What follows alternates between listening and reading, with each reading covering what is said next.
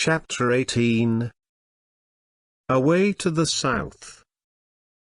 Dorothy wept bitterly at the passing of her hope to get home to Kansas again, but when she thought it all over she was glad she had not gone up in a balloon. And she also felt sorry at losing Oz, and so did her companions. The Tin Woodman came to her and said, "Truly I should be ungrateful if I failed to mourn for the man who gave me my lovely heart. I should like to cry a little because Oz is gone, if you will kindly wipe away my tears, so that I shall not trust." "With pleasure," she answered, and brought a towel at once. Then the Tin Woodman wept for several minutes, and she watched the tears carefully and wiped them away with the towel.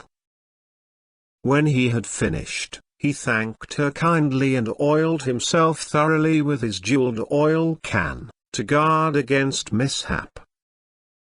The Scarecrow was now the ruler of the Emerald City, and although he was not a wizard, the people were proud of him.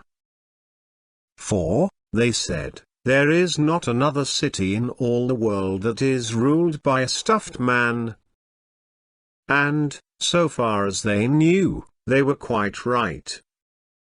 The morning after the balloon had gone up with Oz, the four travelers met in the throne room and talked matters over.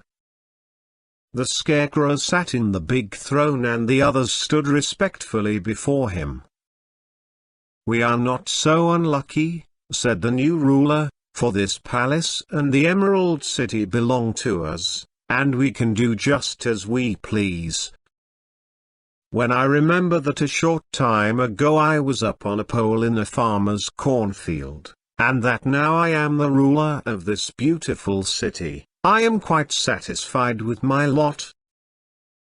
"I also," said the Tin Woodman, "am well pleased with my new heart, and, really, that was the only thing I wished in all the world. For my part, I am content in knowing I am as brave as any beast that ever lived, if not braver," said the Lion modestly. "If Dorothy would only be contented to live in the Emerald City," continued the Scarecrow, "we might all be happy together." "But I don't want to live here," cried Dorothy. "I want to go to Kansas, and live with Aunt Em and Uncle Henry." "Well, then, what can be done?" inquired the Woodman. The Scarecrow decided to think, and he thought so hard that the pins and needles began to stick out of his brains. Finally he said, "Why not call the winged monkeys, and ask them to carry you over the desert?" "I never thought of that," said Dorothy joyfully. "It's just the thing. I'll go at once for the golden cap." When she brought it into the throne room she spoke the magic words, and soon the band of winged monkeys flew in through the open window and stood beside her. "This is the second time you have called us," said the Monkey King, bowing before the little girl. "What do you wish?" "I want you to fly with me to Kansas," said Dorothy. But the Monkey King shook his head. "That cannot be done," he said. "We belong to this country alone, and cannot leave it. There has never been a winged monkey in Kansas yet, and I suppose there never will be, for they don't belong there. We shall be glad to serve you in any way in our power, but we cannot cross the desert. Goodbye." And with another bow, the Monkey King spread his wings and flew away through the window, followed by all his band. Dorothy was ready to cry with disappointment. "I have wasted the charm of the golden cap to no purpose," she said, "for the winged monkeys cannot help me. It is certainly too bad." said the tender-hearted Woodman. The Scarecrow was thinking again, and his head bulged out so horribly that Dorothy feared it would burst. "Let us call in the soldier with the green whiskers," he said, "and ask his advice." So the soldier was summoned and entered the throne room timidly, for while Oz was alive he never was allowed to come farther than the door. "This little girl," said the Scarecrow to the soldier, "wishes to cross the desert. How can she do so?" "I cannot tell," answered the soldier, "for nobody has ever crossed the desert, unless it is Oz himself." "Is there no one who can help me?" asked Dorothy earnestly. "Glinda might," he suggested. "Who is Glinda?" inquired the Scarecrow. "The Witch of the South. She is the most powerful of all the witches, and rules over the Quadlings. Besides, her castle stands on the edge of the desert, so she may know a way to cross it." "Glinda is a good witch, isn't she?" asked the child. "The Quadlings think she is good," said the soldier, "and she is kind to everyone.